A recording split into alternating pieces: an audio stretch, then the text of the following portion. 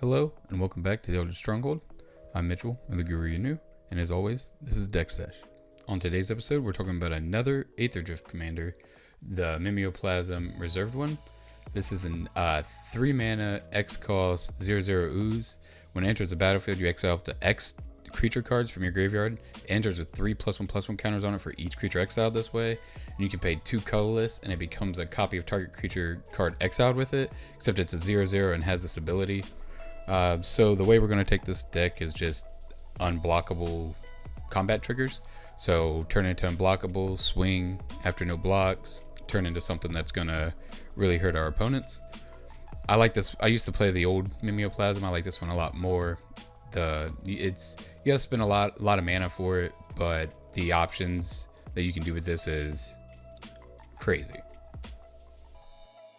All right, before we jump into the cards, don't forget that I am putting deck lists down in the descriptions now.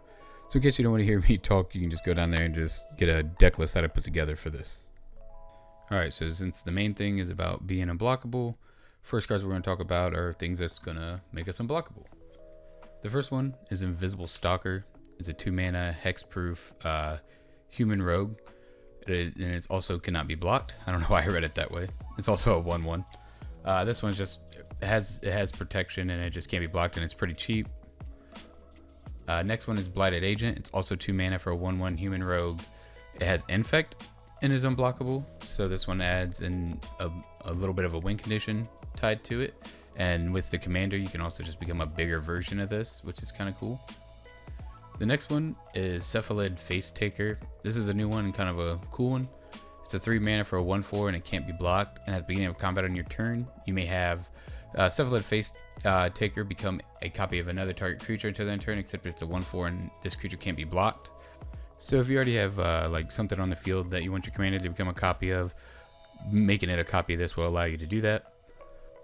The next one we will talk about is an old one, I believe it's from Shadowmoor. It's a Gas Lord of Fugue. It does cost 5 mana, but you can do that in blue or black combinations, which will be pretty easy. It's also a 4/4 Spirit Avatar. It's unblockable, and whenever this deals combat damage to a player, that player reveals his or her hand, you choose a card from it, and that player removes that card from the game. It's just a fun combat trigger. It's a fun unblockable in general, so if they have something annoying in their hand, you can definitely get rid of it. The last one is Silent Hall Creeper. This is a new card. It's a 2 mana 1/1. It can't be blocked, and whenever it deals combat damage to a player, you can choose one that hasn't been chosen. You can either put 2+1/+1 counters on this, you can draw a card, or it becomes a copy of another target creature you control. Lots of unblockable goodies. Alright, now let's talk about them combat triggers that we're going to be hitting our opponents with. The first one is Phage the Untouchable. It's a 7 mana 4/4 avatar minion. When Phage the Untouchable enters the battlefield, if you didn't cast it from your hand, you lose the game. But don't worry, we won't be casting it. We just want this thing in our graveyard. When it deals combat damage to a creature, you destroy that creature and it can't be regenerated. And whenever Phage deals combat damage to a player, that player loses the game. It's nasty. It's going to be unblockable. It's going to be hard to stop. Next one, Ancient Silver Dragon. It's an 8 mana 8/8 Elder Dragon. Has flying. When it deals combat damage to a player, you roll a d20, you draw that many cards, and then you have no maximum hand size for the rest of the game. Just even if you roll low amount on drawing the cards, just having no maximum hand size for the rest of the game is pretty cool to have just by hitting them. Next card we'll talk about is Coma World Eater. This is another 7 mana. It's an 8/12. It's a serpent. It can't be countered. It has trample and ward 4. Sorry about that.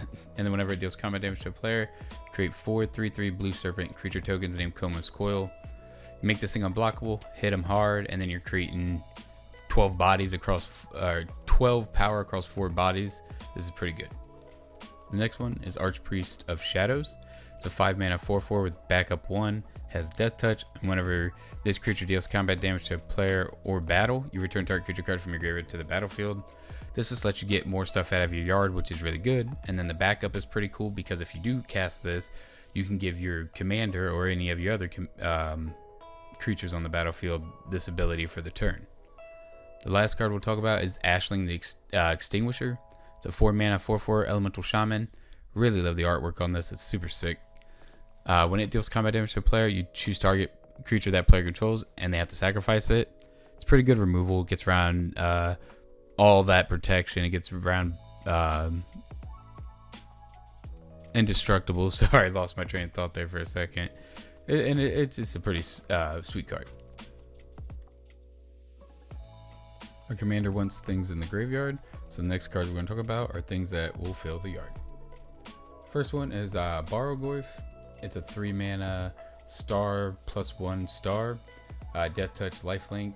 When its power is equal to the number of types among cards in all graveyards, and its toughness is equal to that number +1. That way, so it just doesn't just come out and die. So it gets bigger with the yard, which is pretty good since we're going to be milling ourselves a lot. And then when it deals combat damage to a player, you mill that many cards. If you do, you may put a creature card from under them to your hand. Just a way to add a non-creature card back to your hand. And if your commander or this is really big, you're going to be milling a lot. Next card is Head Shredder. It's a 4 mana 5/5 vehicle. When it attacks, you may mill 2 cards. So it's filling your graveyard a little bit. But the most important part is whenever one or more lands card is put in your graveyard from your library, you may put them on the battlefield tapped. This just ensures that you're not just milling away all your mana and won't be able to cast anything. Next card is Golgari Grave Troll, 5 mana 0/0 troll skeleton. It enters the battlefield with a number of +1/+1 counters for each creature in your graveyard, and you may remove a +1/+1 counter from this to regenerate the Grave Troll. The regeneration is really nice if you turn your commander into this, but this is really in here for the dredge. There's quite a few dredge cards in here. I think 3 or 4. Dredge 6 is pretty powerful. You can, if this is in your graveyard, you can choose to mill 6 to put this into your hand instead of your normal draw for the turn. Next card is Overlord of Baelmerk. It's a 5 mana 5/5. You can impending 5 for 2, but whenever it enters or attacks, you may mill 4 cards. Then you may return a non-avatar creature card or planeswalker from your graveyard to your hand. So you could get this the enter effect if you play this, but you're mostly going to get the attack trigger of milling 4 cards and then putting any creature card or planeswalker card from your graveyard to your hand. We don't play any planeswalkers in the deck that we built with this, but you might, so that could come in handy. But it's also just a way to return a creature that we maybe just like a utility creature or like a ramp creature or something. Next one is Hermit Druid, 2 mana 1/1. You pay 1, tap it, reveal cards from the top of your library. You may reveal a basic land card. Until you reveal a basic land card, put that card into your hand and all the cards reveal this way into your graveyard. This can straight just mill you out. People in CDH use this all the time. You put no basic lands in it, you tap, mill your entire library. You don't want to do that with this. You do want to have basic lands. It's just, you're hoping to get at least 4 or 5, maybe more per activation of this. And that should wrap it up for the cards that fill the graveyard. The next cards we're going to be talking about are just cool things to turn your commander into. The first one is Giggling Skitterspike. It's a 4 mana 1/1 toy. It's indestructible, which is pretty cool. And when it attacks, blocks, or becomes the target of a spell, it deals damage equal to its power to each opponent. It has monstrosity 5, so you are able to make this thing even bigger. If your commander's like a 10/10 or 15/15, you know, whatever, how many counters he got on him, if he attacks, blocks, or just target about anything, your opponents are taking hefty damage. This card is really cool. Next one is Walking Ballista. Just simple here. I mean, you get 12 counters on this. You try to get more than 12, hopefully, and then you can just pew pew pew pew, just shoot away if you want to. Next one is Savala, Heart of the Wilds. It's a 3 mana 2/3. When another creature enters the battlefield, its controller may draw a card if its power is greater than each other creature's power. But the most important part is you pay a green, tap it, add X mana of any combination of colors, where X is the greatest power among creatures you control. If commanders, I'm just going to use 12 as an example pretty much. If he's 12, he taps for 12 for the cost of 1 mana, so it's netting you 11 mana off this dude. But there is a lot of infinite stuff you can do with this, and we are going to talk about a few of these if you do want to go that route in your deck. But infinite mana is always a good thing to have. Good way to win the game. The next one is Threefold Thunderhawk. It's a 7 mana gnome. It's a 0/0. It enters with 3 +1/+1 counters on it, but it will be entering more with our commander's ability. And whenever it enters the battlefield or attacks, you create a number of 1/1 colorless gnome artifact creature tokens equal to its power. Then you can also sacrifice an artifact to make this thing bigger. The attack trigger is all that matters here. We're going to keep attacking and making 12 or more or less gnome, however big our commander is. We're making a lot of gnome tokens is the point. The last card is Sage of Hours. This is the one that I based the last Mimeoplasm deck after. This is a 2-mana 1/1 wizard, and whenever you cast a spell that targets this, you put a +1/+1 counter on it, and you can remove all +1/+1 counters from it. And for each 5 that you remove, you take an extra turn. So we'll do like 20. If you get 20 counters on your commander, you make them a copy of this, remove them all. You're taking 4 extra turns, and you're probably going to win the game with 4 extra turns, and your commander being whatever monstrosity you make it. Alright, so lastly, we're just going to be talking about a couple helpful cards for the decks. It's ones you might want to add, and then this is where we're also going to talk about a couple of them cards that will let you go infinite in the deck. The first one we'll talk about is Biomancer's Familiar. It's a 2-mana mutant. It's a 2/2. Activated ability is creature you control, costs 2 less to activate. It won't make it free, but it will make your commander's effect cost 1 because it won't let it reduce it less than 1. So that just helps you because it is very mana intensive deck, especially switching back and forth. And if you want to switch to multiple things in a turn, it only being 1 mana helps out a lot. The next one is Gilder Baron. It's a 3-mana 1/3 and has pay 3, untap.